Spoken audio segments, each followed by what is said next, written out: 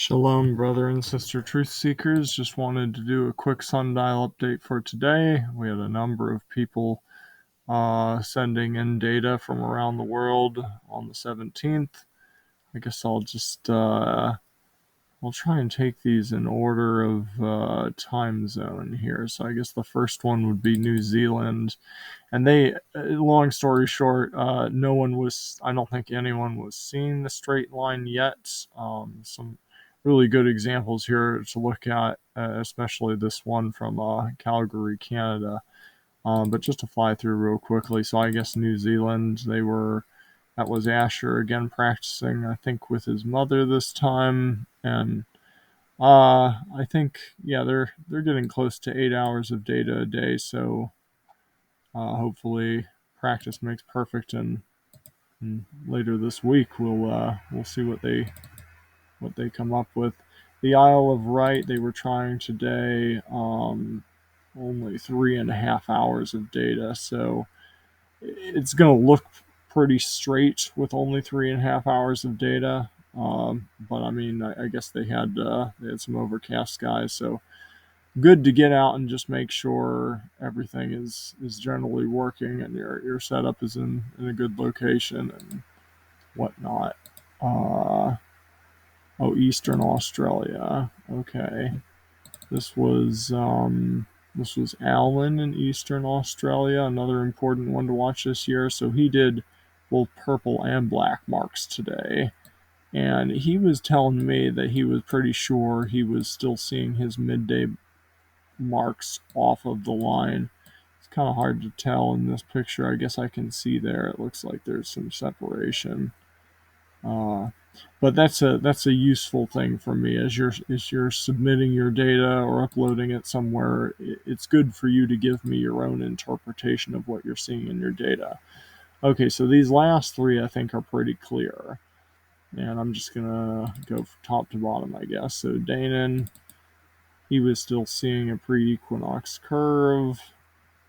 So if you look, this is his data from, he's putting the date, the 17th. He's pulling his string from the first mark of the day to the last mark of the day. And as you look at midday, you can see some of these are not quite on the line yet. It's getting close. And let's see. See, this is from almost 10 a.m. to, okay, 6:30. That's not bad. So what is that? Oh, okay, 8.5 hours. That's not that bad, but it's definitely getting very close to a straight line, and it's only going to get closer. So hopefully, this 8.5 hour spread of data is enough to be able to see the difference. While I'm mentioning it, I'm starting to wonder about the pin being used as a gnomon for the sundial. I guess someone really put it in perspective. I'll show you a picture of something else to put in perspective. So this is the Facebook group. People are uploading data live to this group, and I try to uh, collect it to the Dropbox folder if it's like complete for the day. But here's a sample of data that wasn't complete for the day, but they were just experimenting.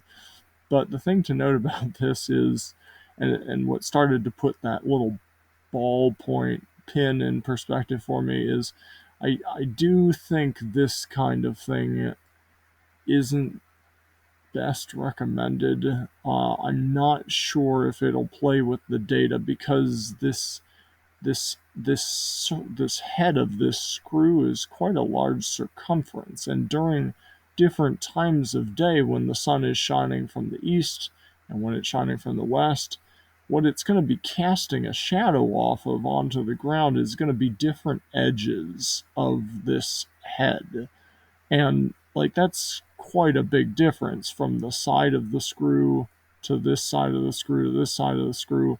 And I'm just concerned on such a small sundial like this that inconsistency in the point that's casting the shadow might be making it harder to see the straight line, and potentially just, yeah, doing funky things. I can't say for sure, but I just know The best recommendation is that you're using something with a single point at the top.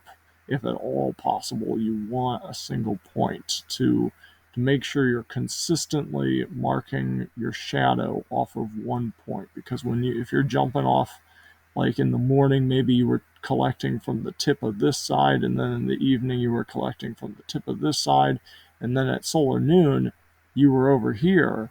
Like, that's half the diameter of the screw difference that we're talking about.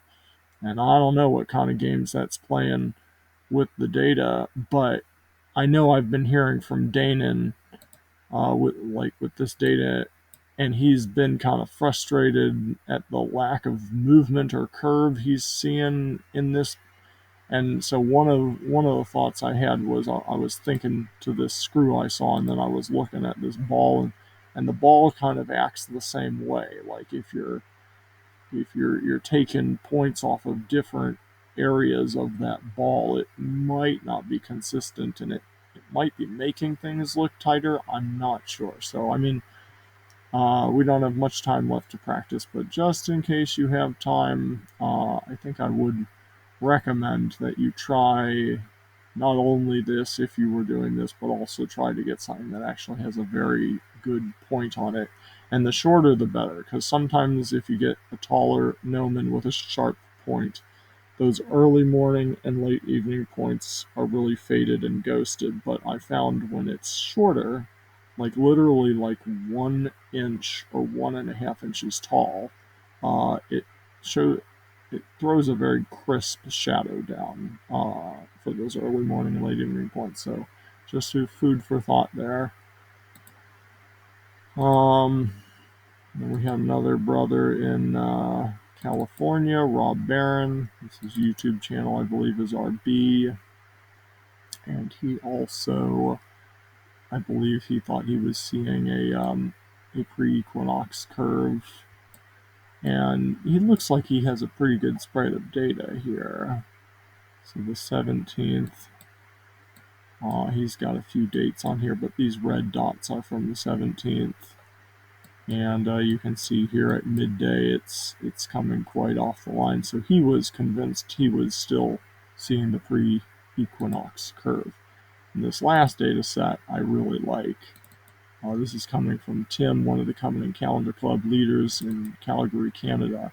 And he is using some flat ground and a taller sundial. I believe this is his sundial here. It's some kind of stick in a spool or something, but it's taller and all this ground, and things are more pronounced. You got to make sure the ground is flat. You want to make sure there's not like a pothole or something, because that'll cause the shadow to jump forward or backwards. But this is just so nice. Like, look at this. I'm not sure what time of day was his first mark and last mark, but it's just a nice, obvious curve that you can see. And I think he took this picture of the midday mark, so you can see just how far away that is. Like, we're not splitting hairs. We're not looking at a little data set here. Like, this is really nice. And I just think about Moses in the wilderness with his rod, and he could probably stick it into the ground, and they could look at data like this. And his rod, I'm guessing, was even twice as tall as this, and I'm guessing it was very, very easy for them to be able to pinpoint the day of a straight line happened. I would recommend more and more people try something like this if at all possible. I wish I could, but I live in West Virginia, and it's just there's no such thing as flat land around here, and you've got to have flat land. So anyway, that's the update for now. No straight line yet, but a lot more people are starting to submit data. So stay tuned, and if you have any data, feel free to upload it directly to the Facebook group to keep people posted, and I'll pull it down to the Dropbox folder, or you can send any of your data to me at avoiceoftruthandlove@gmail.com, and I'll get it out for everyone to see. And if you check the link in the description below this video, it'll take you to the Dropbox folder that has all of this data in this folder system if you want to look at anything closer. And if you want to contact anyone who collected the data, just reach out, and I'll try and get their contact information for you. So shalom, and may Abba bless you as you continually seek out his truths in love with a pure heart.